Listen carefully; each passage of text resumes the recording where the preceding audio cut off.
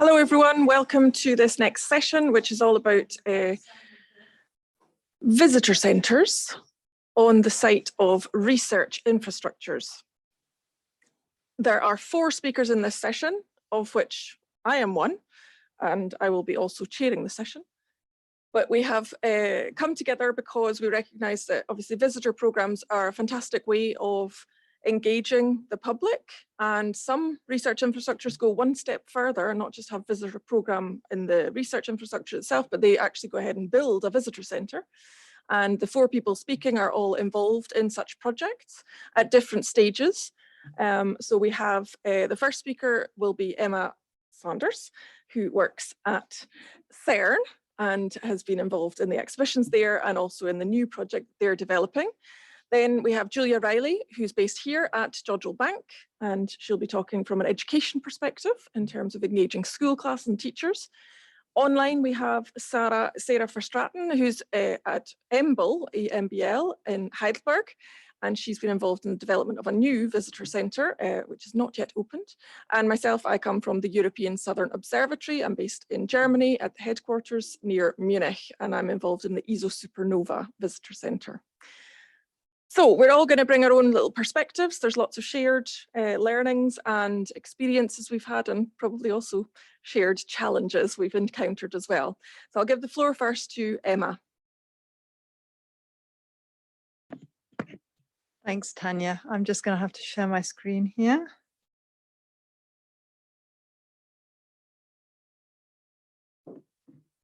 Oops. That went a bit faster than I wanted. So as Tanya said, I'm from CERN in Geneva, where we have a large particle accelerator. In fact, over 15,000 researchers come to use the Large Hadron Collider, representing over 100 different nationalities, to do their research on studying the universe. And it's, as you can guess, I expect, the red ring there that you see on the local Geneva countryside represents where the Large Hadron Collider is, built 100 meters below the ground. And what I'm going to be leading up to in my talk is something that's happening at the point marked X, with the white cross on the right there. And that's where we're building a major new science center of 5 different buildings that I am working on. So, but before I get to that, I want to give a feeling of how we've been interacting with our visitors and also our non-visitors to improve what we're doing. Now, I'm here primarily to talk about the exhibitions. That's where my responsibility is. But of course, this fits into the wider context of outreach at a research lab. And I'm sure many of us share this kind of offer. We have the principal offer. The main reason people come to CERN is for guided tours. We get over 150,000 visitors a year on our guided tours to the different areas of the research lab. And these guided tours are massively oversubscribed. With these kinds of visitor figures, it would actually be very easy just to be happy with the status quo. But of course, here today, I'm wanting to argue something quite different. Because if we want to improve the diversity of future generations of scientists, and want to improve, indeed, just the understanding of science and the value of the scientific method by non-scientists, then we need to do more than just cater to the science fans who are already coming to CERN. So who visits our exhibitions? It's quite an unusual visitor profile, actually. It's older than most science centers. If you see here, and of course I can't because I've got the Zoom window, that's better. If you see in this here, these figures, we got a high percentage of young adults, and surprisingly, we have only 7% of our visitors to the exhibitions are under 16. They're also very high science capital exhibition visitors because 23% of them have a physics degree. So we're clearly not reaching the non-science fans. Okay, this isn't advancing. Okay, good. So We also have amongst our visitors quite a strong connection to CERN. So it's diminishing over the years. It used to be 20% of our visitors either worked at CERN themselves or knew somebody who worked there. As the visitor numbers go up, this percentage of people with strong connection to CERN is going down, but it's still quite high. We have very few local visitors. This is because of the fact that our visitor population is very highly made up of those coming on the guided tours, and we get people coming from all over the world for guided tours at CERN. And this also means that 20% of our visitors, particularly in the 2018 study, have actually not got a place on a guided tour. So they're almost coming to us to the exhibitions disappointed. And what do visitors want? Well, they not only expect to get a guided tour, but actually they're also expecting to go underground, which is where very few of our tours actually get to do this. Authenticity is important to them. We've just been in a session where we've heard about, not in this room, but in room 57, about how important people are and the researchers that we have on site.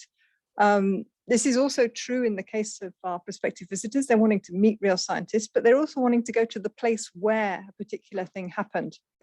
And because of this last point, I don't think we should be simply trying to reproduce what other science centers are doing and maybe do it less well because our teams are smaller and we have less budget. But we also need to keep in mind what we have that is unique, which is the place where science is happening. And with that in mind, we designed the current version of Microcosm that you can see today. It's one of our 2 permanent exhibitions on the site today. And we designed it like a visit to the lab, but as an exhibition. So we're recreating real spaces at CERN with real equipment. And you get to meet the real people who work there in as realistic a way as possible. So we picked a diverse bunch, both gender balanced, different ages, not just young ones, but also older ones, and different ethnicities. And I realized this, this particular picture doesn't represent that diversity. We made our audiovisual interactions as realistic as possible, full size, and they give little short clips that the visitor can choose which one they want to listen to. But they all start with a few words on their path to CERN. So what they studied and where, because as Aspires and other studies have shown, students' careers information generally comes too little and too late. We also want our visitors to experience CERN spaces that they wouldn't normally reach and to take those souvenir photos, as you can see here. Again, this importance of place. So what do our visitors appreciate the most? Well, I could give you more graphs here, but I'm not going to, because I think this particular little clip, which again comes from a screen at, in the exhibition, answers that question very well. And it is the people. It really is the passion and the excitement about the work that they're doing at CERN that comes across very strongly.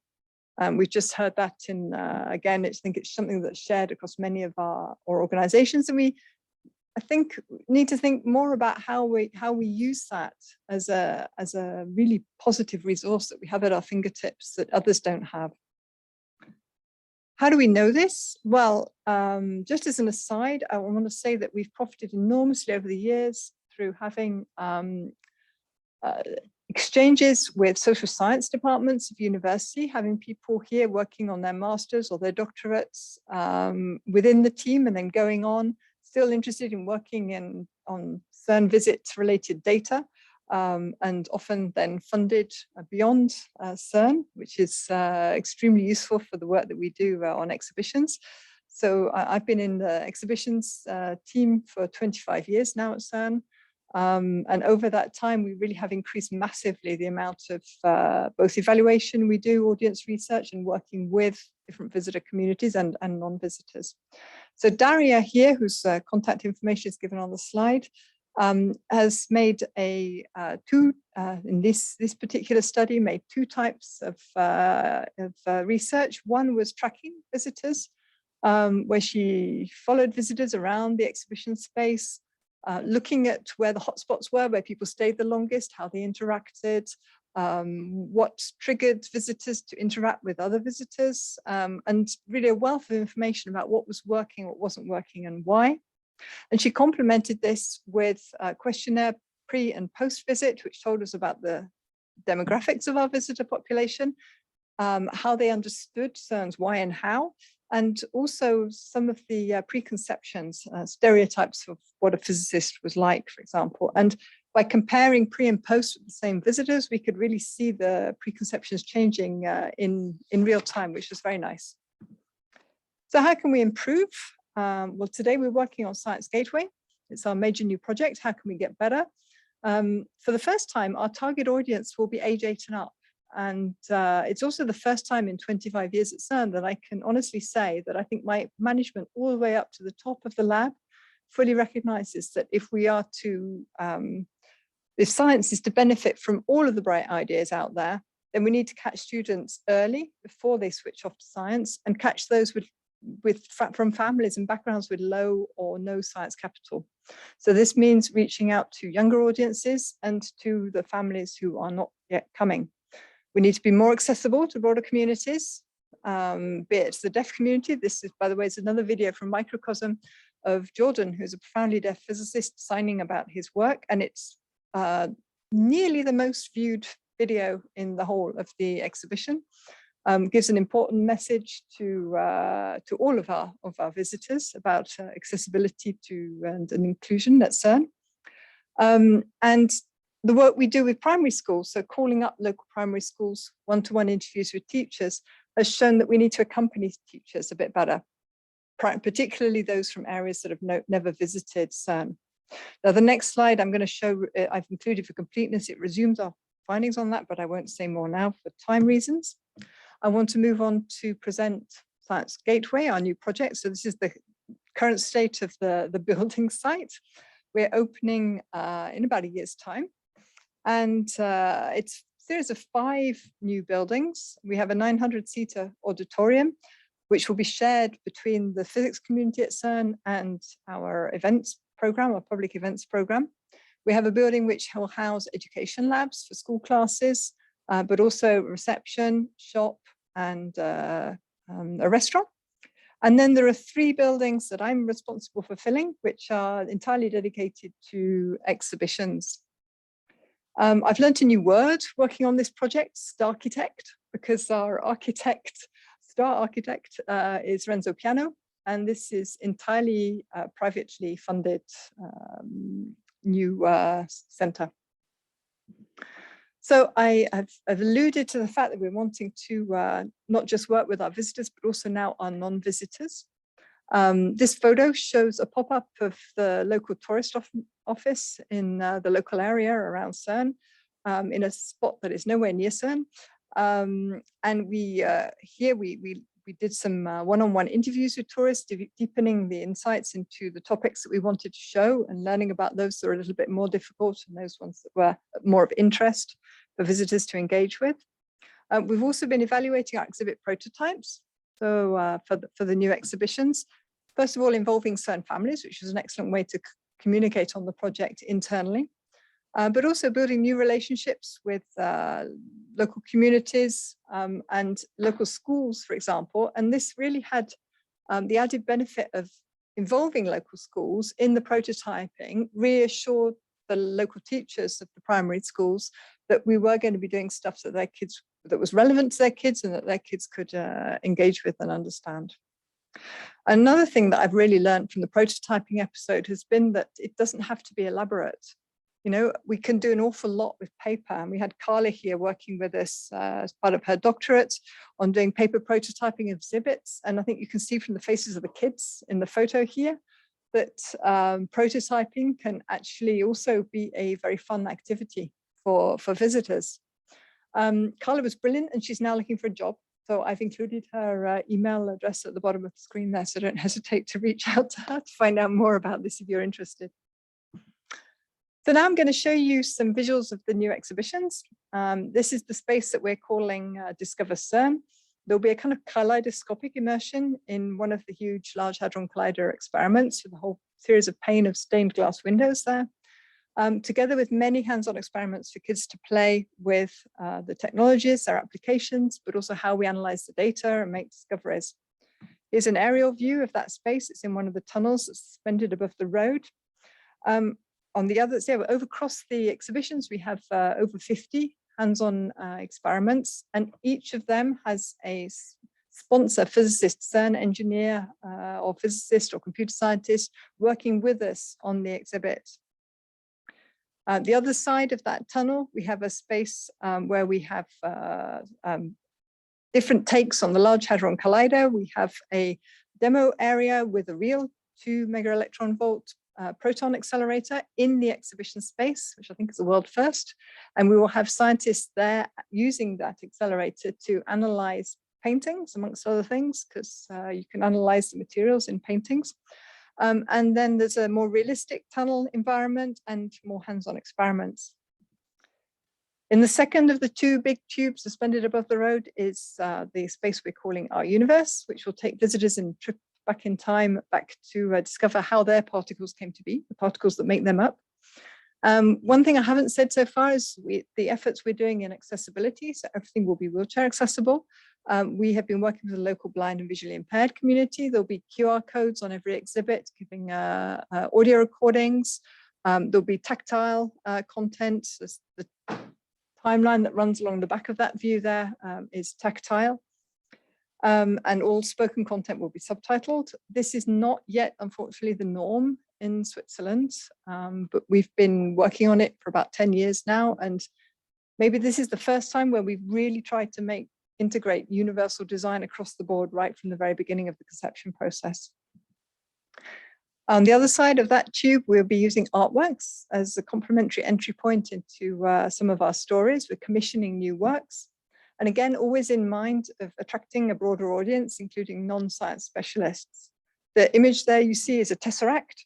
It's our main artwork that's been made by Julius von Bismarck. It's actually a 3-dimensional shadow of a 4-dimensional object, talking about extra dimensions there. And then finally, Quantum World. This is the third of our exhibition spaces. And Quantum World is made up of 2 main spaces, an open area for exploration and hands-on exhibits, and then a guided immersion into the quantum world where we shrink our visitors down as if they were the size of particles, and they get to experience quantum effects directly themselves through the various audiovisual trickery and their headsets. The design of this part is, again, arts inspired. That gives you a feeling for what it will look like. And then my final slide is, here's the team working on all of that. And what you don't see because of the subtitling is that I'm saying, if you come by Geneva, please do pop by and say hello to us. And we're see you in 2023 for the opening, I hope. Thank you very much. Thank you very much, Emma. So the way this session is going to work is a bit sort of a flow, and we're just going to feed off certain ideas that feature, and I will try to come to audience for questions throughout. But the next thing we'll do is that Julia will present looking at education. Obviously, Emma mentioned a little bit about education and reassuring primary schools, for example, with complex topics like CERN. And Julia is leading education activities at Jodrell Bank, and will give a bit more of a focused perspective on perhaps how it's different to have a visitor centre on the site of a research infrastructure in terms of engaging with schools. Okay, thanks, Tanya. Good afternoon, everybody. So my name's Julia Riley. I'm Head of Education at Jodrell Bank Centre for Engagement. The story of Jodrell Bank goes back a long way, of course. And the tradition of science engagement goes back right to the very beginning with the building of the Lovell Telescope and Bernard Lovell inviting the curious public onto the site to talk to some of the scientists and engineers to find out what on earth was being built in the field outside of their houses. There has been a visitor centre on the site for many, many years, back from Bernard Lovell's days in the 1950s. Of course, renowned for scientific research. That's the way it goes around here. However, by 2009, people had started to ask this question: is the telescope still working?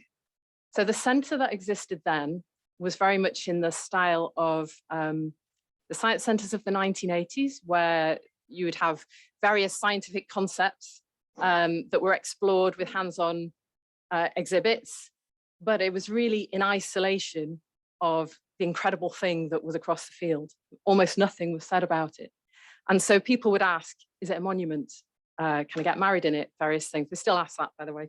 But to all intents and purposes, people thought this was history. And the schools program at that time had dwindled pretty much to zero. Some of the original visitor centre buildings were demolished, and there was very little indoor space. So this is where I began my employment with our director, Teresa Anderson, gave me the task of setting up something for schools. And we started with this, which was actually very humble.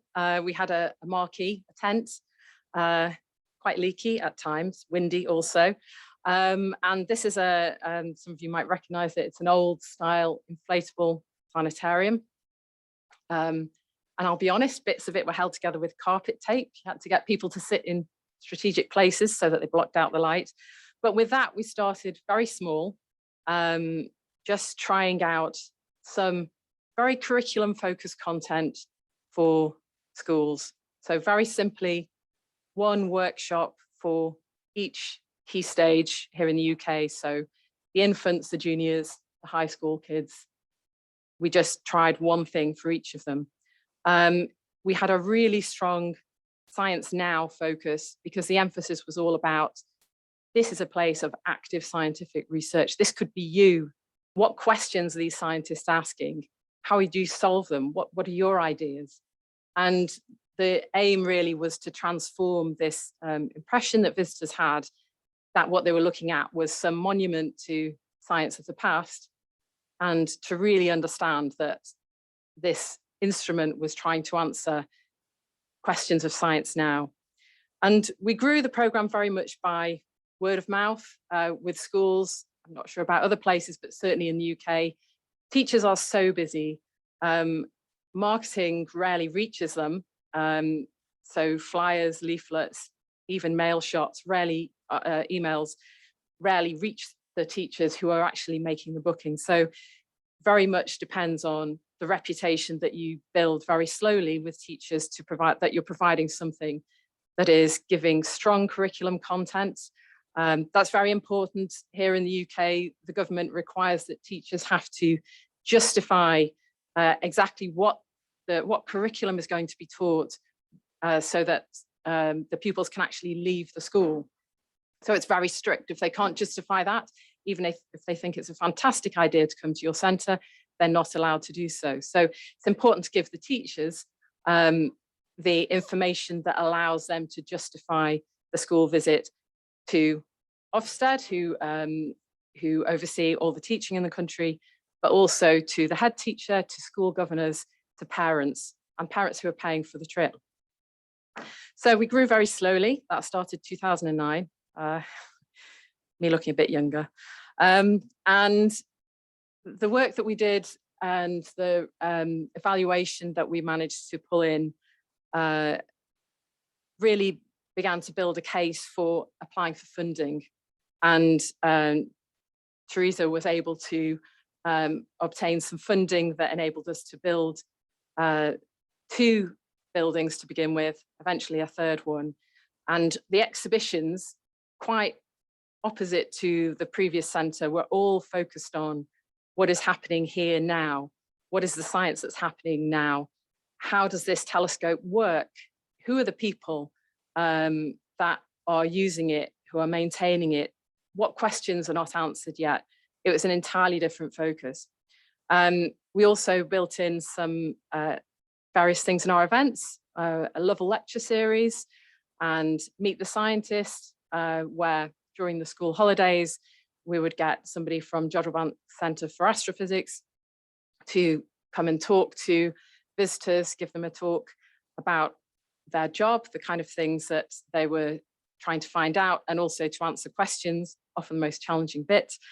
And we built a team where a strong science background was an absolute requirement, as well as, of course, an absolute passion for engagement. And I think I've already heard the word passion quite a few times, even though I haven't been here very long in the session. It's interesting. Passion is very, very engaging, draws people in, and that's what we look for in our team. Pre-COVID, we had reached an audience of about 25,000 pupils a year coming to the centre. So that, it surprised me the breadth of the age range, because I was expecting that we would get, because of the content, science content we were doing, that we would get really children age 7+. But we did find even nurseries wanting to bring their children here, which was something of a surprise. One of the things that we discovered is that the first thing that happens, of course, is that, wow, that's a really big telescope, or that's really big, because they don't know what it is, obviously. And the emotional engagement that happens just to stand under something that is such an impressive structure is an immediate way in to talk about everything else that's happening here. So that was 2011, say up to COVID. Some of the key things about our approach and talking to teachers and ensuring that the offer gives them something of real value for their pupils, using the language of the curriculum, it gains their trust.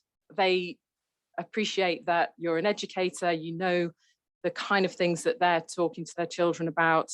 So it's really important to use the vocabulary that they're using in the classroom. We have an advantage that we're teaching a subject that teachers find challenging to talk about in the classroom quite often, especially primary school children. You will have met primary school children with an incredible encyclopedic knowledge of the number of moons around a planet, or the temperature on the planets, or the length of a day, the length of a year. Teachers, especially primary school teachers who are having to teach the whole breadth of the curriculum, find it incredibly difficult to keep up. And they obviously want to feed the interests that they find in the classroom, but shortage of time, or maybe their own background might not be a scientific one particularly, really limits them. And so they do look to us as being experts in that subject. And crucially, this next one, an experience that a teacher cannot deliver in school. This might be a planetarium style experience. I mean, CERN, that's most certainly an experience that can't be delivered in school. They're looking for something different, for something special that makes it memorable, that something that they can't repeat themselves. And certainly the absolute diamond is that this is a site of active scientific research, and that message that this could be you going out and finding answers to these questions, or thinking about how to engineer a better telescope. That's a very, very important message. And I always feel when I talk to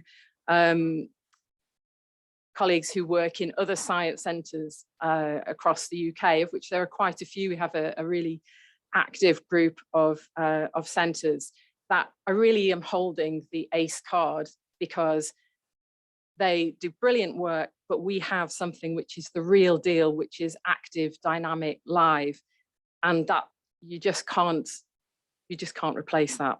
It's so special. Okay, so challenges, of which there are many, of course. The logistics. So it's, again, very interesting to see that I'm sort of the absolute flip side of what Emma's said in terms of her statistics. Nearly 80% of the children who come to Jodrell as school pupils are between ages 5 and 11. And that's entirely to do with the logistics of taking children out of school. So for us here, primary school teachers that teach that age range are in charge of their own class. So if they take their class out for a day, it's only their class that's affected. Whereas high schools, the pupils are going to multiple teachers across the day. Often they're in different bands. So they may be in different sets for different subjects. And so just taking one class out is really disruptive to the high school day. This, by the way, again, just to reinforce that point that Emma was making, is this is absolutely typical for other places like ourselves across the UK. It's a very similar statistic, and it has been for a very long time. I haven't got a magic solution. Keeping the programme affordable for schools, as well as ourselves. So interesting at the moment that the cost of transport is extremely high, as we all know. Coach companies, some of them have not survived COVID, and of course fuel is very expensive. So we find that schools that are coming here, the cost of travel is usually more than the cost of their day with us. So that's often a big obstacle for them. And because of where we are, they can't get here by public transport. I mentioned keeping the programme affordable for ourselves as well. It would be lovely to do things that are bespoke and extremely tailored every day for every school that walks through the door. We simply can't afford the staff to do that. We operate as a social enterprise, which means that to a large extent, the money that people pay to come to Jodrell is what pays everybody's salaries and keeps the lights on. So we always have to bear that in mind. And this is another point that we have still some way to go. We are still striving to diversify our team. Again, you can't underestimate the importance of role models in inspiring people that you're talking to. And as a middle-aged white woman, I'm very limited in being a role model for people. So our team, our engagement team that talk to schools, it's very important that the pupils that they're talking to can imagine they're close enough, they're close enough that they can imagine themselves, maybe I could do this, maybe this could be me. And that is something that we're still working on. Opportunities. So schools are at the heart of their communities, and they can offer a route to audiences that perhaps wouldn't usually be interested in engaging with us. We've done quite a number of projects now over the years. This one of my favorites was from the Blue Dot Festival a few years ago, where we did a project with a local school in Crewe. The objective was really to get the community around that school interested in the festival, to bring them to the festival. And of course, parents are interested in what their children are doing. We went out to the school, we worked with a freelancer who did the artwork, and we talked about the science, and they created in small pieces the Lovell Telescope control desk. And we talked about Sputnik and tracking rockets and the history of the site and so on. And then as part of that project, we organised a bus and we brought the families to the festival to show them their children's work, which was on display in the field with all the other arts installations. And it was just fantastic. This was all lit up at night, by the way. They had also put little LEDs in it, so the control panel had lovely little flashing lights as well that the kids had made. And it was a thing of beauty. I absolutely loved it. And again, it got the families talking about the festival, interested in what else was happening here. We also have run a project called Jodrell Juniors. Yeah, so these are some of our Jodrell Juniors. Just before COVID, we were working with them. So they are at a school called Stanley Grove in Manchester, in an area called Longsight. And the school actually got in touch with us to say, we'd like to work with you, because the children here don't really travel much beyond this very small area. They had done what they called was an experience audit. They checked out with the kids and the families, where do you go? And they found that even though there was lots of places, museums, art galleries, so on the doorstep, that they didn't really go to these places. And so what the school did was to invite us to go in, and we participated in their community festivals. So the school organized community festivals, working with themselves, the library, community center in the area, and they invited people to come and bring stands, bring stalls. So we did that for a few years. And then we talked to them about, well, why don't we get kids to run the stall, and we'll do some science engagement training with them, and they can do the science engagement. And this is what we'd just started to do. This was the December, the one on the left was the December before COVID. And then on the right there, that was the UNESCO Mother Language Day, where the children told stories about their home countries. There's a very diverse population in the school. Over 40 languages are spoken.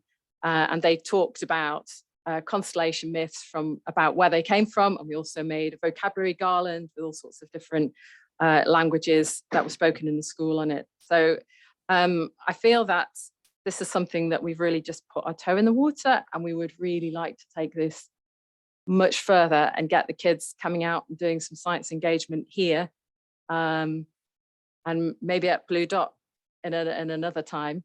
But certainly this idea of not just inspiring the scientists of the future, although that's what I've called this talk, but actually the people doing the science engagement too, the people that are standing up and explaining the science, sometimes to the nation, as we found over the last few years, making sure that the people who are doing that represent the people that they're talking to, which I think is really important. And just very briefly, and I'll finish up, again, more opportunities. COVID has brought many things and lots of lessons. It's taught us new ways of engaging that have become the norm for people. And that brings with it opportunities. So being online live into the classroom, lots of people have done this. It's a way of us continuing outreach that previously we might not have been able to afford to do. And for us, of course, our new First Light Pavilion is coming at the science from a different angle, telling the heritage story, which offers a completely different way in for people.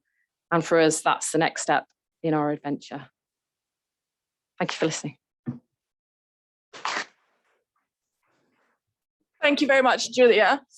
Technical people, we have another speaker, Sarah Verstraeten, who is online but is having difficulty because I think she hasn't been made a presenter or something, and it would be fantastic if somebody could adapt her status. In the meantime, I will just share a little bit based on those two talks with respect to my perspective from the ESO Supernova in Germany. There's lots of parallels I can draw between both of those talks. In terms of the school groups, for us, we get about 10,000 school kids per year visiting us. And we're similar to Jodrell Bank in the sense that we get everything from kindergarten through to 18-year-olds. We probably get more requests from the high school students than we do from the primary, but actually we've just employed an education specialist to deal with the kindergarten and primary school side of things. So again, also like Jodrell, we, well, also I know CERN as well, although Emma didn't mention this specifically, but we also make sure that our teams are extremely experienced. They know lots about science education, particularly. And so both the team in my team there, the education specialists, are both actually fully trained teachers. So they've spent time actually teaching in schools. Sarah's online, excellent. So Sarah is based elsewhere at the moment. Hi, Sarah. And Sarah's also not feeling very well, but I wanted to make sure to give the opportunity to talk about a slightly different aspect, which has been touched on in both of those talks, which is about the scientists and how visitor centres can also bring in the scientists. Emma mentioned having sort of sponsors for particular sections of the exhibition in the new development of the Gateway Centre. And some of what Julia was saying about in terms of making sure you've got a diverse team to represent the people that you're talking to. at the supernova, I try to do that by using scientists and researchers that are based on site. So I get a wide variety of people doing tours, for example, or presenting shows, so that my audiences are seeing a wide range of faces that are working at ESO as well. And Sarah, I wanted to come to you and ask you to give a bit of perspective about how you have been involving the scientists in the development of your project at EMBL. Yeah, so it's very different for us because at EMBL we haven't opened the exhibition yet. So we're at a very different stage in the project. We will open hopefully at the end of the year or at the beginning of next year. So we don't have a dedicated center because the World of Molecular Biology, as it's called, will be located within the EMBL Imaging Center, but still it's on the campus, on the EMBL Research Campus.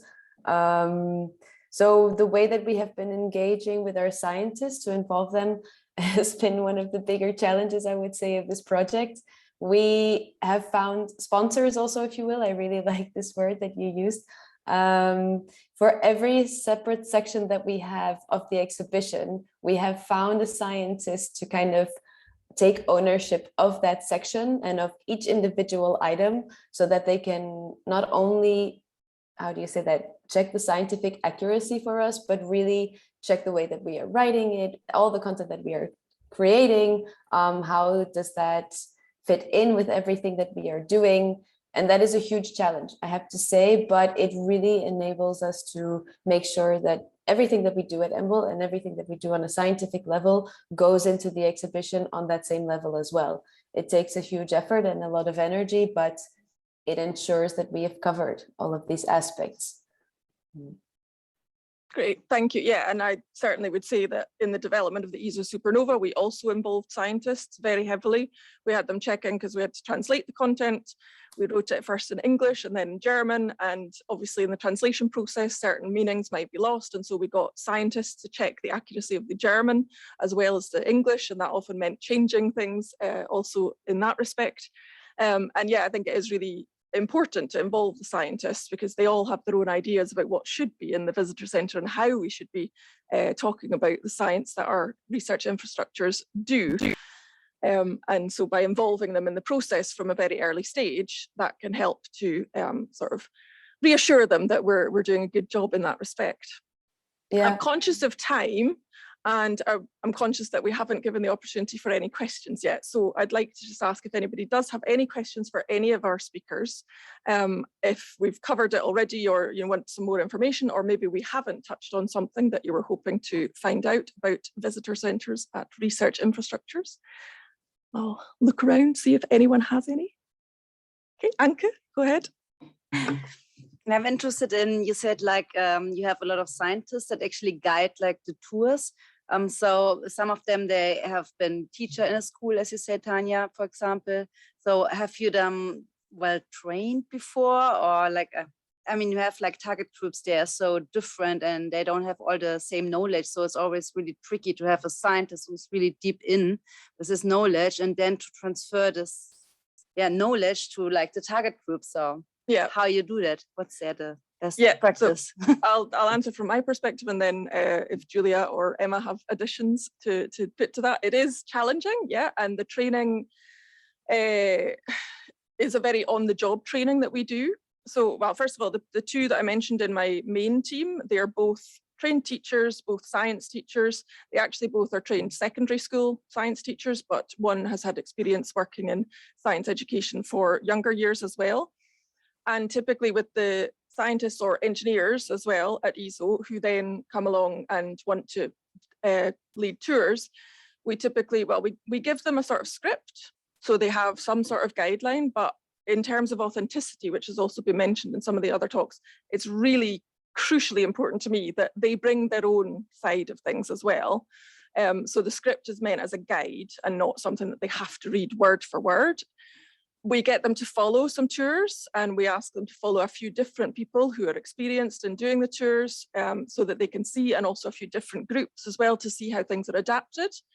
And then typically once they feel ready to, we give them the opportunity to lead a tour, but one of the core team goes with them. So they're always, they're there as support, but also to give feedback afterwards. So for example, we've got an engineer who just did her first tour last week, and I accompanied her with a secondary school group. And then I'm due to give her feedback, actually. I need to write an email to her to let her know. I would have preferred to do it in person, but time didn't allow. And so that's how we train them. But we do also sort of occasionally then check as well how things have been. And we might also think about, okay, is that person, once we've observed a certain person, we might think, okay, maybe not for primary school groups, but for secondary or other types of groups, they would be fine for. Sometimes people say they don't want to do, young kids in terms of leading tours as well. So sometimes it's sort of self-selecting in that respect. But yeah, Emma or Julia, I don't know if you have any additions. I think at CERN, there are a lot of things we do that are in common, but maybe to add a few complementary things. We often worry about having scientists talk directly to the public because they're not the best communicators. But actually, there's an awful lot of non-verbal communication that comes across that is extremely precious and that cannot be reproduced in any other way. If we look back to evaluation of open days, for example, the human person-to-person contact that people get in talking to a real person who actually does the research is irreplaceable. And yes, we can put in communication, but that does make it better, but there's still a huge amount of very valuable stuff that passes.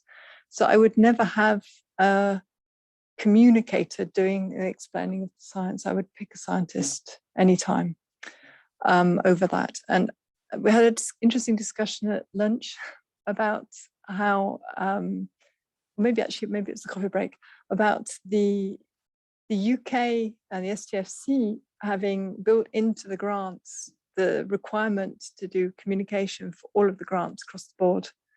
I did a quick survey across CERN's member states to see where that was happening and found that actually was quite disappointed that apart from Marie Curie grants in the EU, it really is the UK that is the most active in this, because it's something that we would like to do.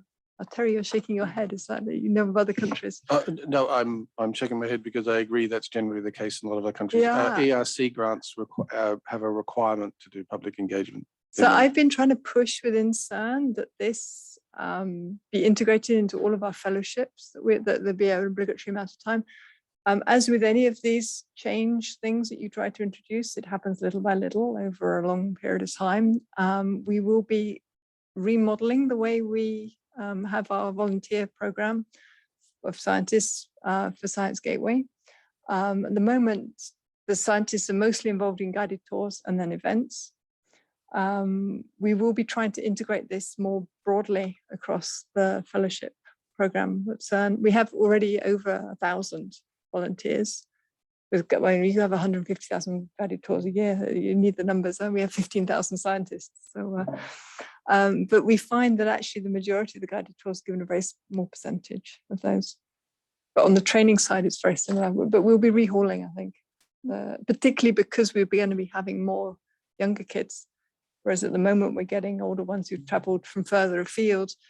Yes, they have the issues that you mentioned about being taken out of their school classes, but they often come for a full 2-day tour of the region, and they mix it in with the United Nations and with other things happening in Geneva. Sarah, I don't know, have you been planning in terms of tours in your centre and how you're going to use scientists in that context? We currently plan only for guided tours, actually, because of the setting that we're within the imaging center and on the campus. That we plan for 1 or 2 guided tours per week. And then for the school groups, it depends. We're still looking at how many people we can actually get on board in terms of staff to support those specifically school guided tours. Involving scientists, yes, we very much want to do that. We think that there's a huge added value in putting actually the scientists on the place. And the idea would be to give a guided tour of the exhibition and then bring people into the labs, which is something that we already do. So it's also bringing them into the working space of the scientists, showing them what's going on, very much tailored to what it is they're interested in, their age group. But that involves training the scientists in how to do that. And that's not something that we've yet had the time to do. So in an ideal scenario, yes, in the immediate near future, that depends. Yeah. Okay. Yeah. Go ahead. Another question. Yeah. Microphone. So I'm Anton Binneman from Serayo, South Africa, Meerkat. We do site visits and we have a similar model. So we have scientists, engineers, and artisans explaining the different parts of the instruments. It's much smaller groups, but it's exactly what you said, that the personal contact. Sometimes if you get our head of instrumentation to start speaking, it sometimes takes long. But people have that direct contact, and we felt, or currently for Meerkat specifically, it works really well if you have someone there to explain why can't you have your cell phone on. And that works really, really well for us. At a much smaller scale, we do 4 site visits a year with 100 people in each group. But it is valuable. So definitely in terms of scientists, just in terms of the National Research Foundation, all our scientists, everyone that gets National Research Foundation funding needs to do science engagement, and they need to report on it on an annual basis. So in South Africa, it's at a smaller scale, but it does work, and we do that. Great. I think one thing that I find interesting with the ESO Supernova, I don't know how much it's also felt by the others, but I kind of feel like we're not really a science center in the commercial science center meaning of the word, but we're also not really a museum, but we've got commonalities with museums. And then it's not quite the same as a visitor program just at the research facility. And it does make it quite difficult in terms of managing expectations. So a lot of my visitors, they're families, they're coming to have fun, and they want to do something interesting, and they expect the whiz bang sort of experience. But then on the other hand, you've got the expectation that, well, yes, but you're funded by public money overall, or, we're also funded partially by the income that we generate. And we've got a responsibility to be raising awareness of the research infrastructures that we're presenting. And I think that's a really difficult balance to strike. So yeah, Julia, I'm sure you're probably quite familiar with that. Yeah, that's making me laugh. That's a very shared experience. I think it's always difficult to manage the expectations. As I said, quite often people want to get into the telescope or climate or something. They have different ideas about what might be possible. And yes, we find that actually, just to echo that, we don't really fit exactly anywhere. We're certainly not a museum, but we have commonalities with them. There is this expectation of being able to speak directly to the scientists is something as well that that people often come expecting to be able to do that, or expect to be able to go into the control room. Certainly, I would not argue with the fact that you can't beat the real deal. The actual person who's doing the scientific research, being able to talk to them is fantastic. But we have to find some way of, certainly as you scale up, it's exactly that as you start to get, well, as we had with schools, 25,000 school visitors a year, 200 a day, you simply can't make that possible and have scientists actually do the rest of their day job. So that there is a little bit of looking for workarounds about how you can do things. And certainly things like the online engagement possibilities now, where previously we had the Meet the Expert sessions in person, where a scientist would come in during a school holiday and host those sessions. The possibilities that we see now, where somebody can be somewhere in Manchester or be somewhere else and just do a Zoom into our Space Dome and run a session that way, it really does open it up, because you can't replace it. I think that's, I totally agree with that. Yeah, question at the back there. Thank you. Can you hear me? Yes, perfect. Simpiwe from Serayo. Thank you for the session. It was very interesting. And I just want to add that perhaps sometimes it is looked at as though it's one or the other, with the science engagement practitioner and the scientists and or researchers, when in reality, it should be integrated anyway. Just as you get this research output and then you sort of synthesizes into what you would then be putting out for the public, even the communication. And indeed, you cannot replace that direct contact. But I think the messaging is important as well, even before you have this expectation of scientists giving up their time and all of this. Perhaps there needs to be a better messaging from the older or senior cohort of researcher and or scientist, so that the younger ones, you do have emerging scientists and emerging researchers that you find are more inclined perhaps to public awareness initiatives and all of these things. But if the attitude is that it is a waste of your time, it should be a second thought, it's a distraction, and some of these other elements, or put differently, it is not necessarily a priority.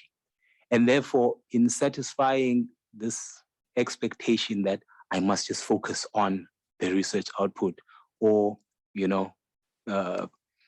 publishing and all of that, you then lose out even on the people that would be more willing. And as was said earlier, the ones that these younger people would even be able to sort of identify with. Yeah. When you talk the role modeling element as well. Yeah, definitely. I mean, it's sadly still a challenge that, a lot of places, the communication side of things is still looked upon as an add-on and, oh, well, yeah, it's taking up time and it's much more important to be doing the publishing and doing your scientific research. It's still a problem. I think it's getting better. Personally, I would say it's getting better. And there are a lot of younger scientists coming in who seem to my mind, to be much more aware of the importance of this work and much more keen to do this work. And I loved what Julia was saying about the work with the Jodrell Juniors in terms of basically, inspiring the next generation of science communicators. And even if they don't go on to be a science communicator as a profession, but if they go on to become a scientist or an engineer, they've had that experience already from a young age of telling people about the science. I just think that's, it's a great model and it's a great way to sort of really build up the next generation of communicators. Yes. So thank you all very much. I think we might lose our online participants. Thank you for joining us. Thank you, Sarah, for joining us. Hope you get well soon. And next is the visit to the new centre here at Jodrell Bank, which I'm very excited about. And luckily we've got Julia here who can lead the way. So thank you all very much. And thank you to our speakers again. Thank you.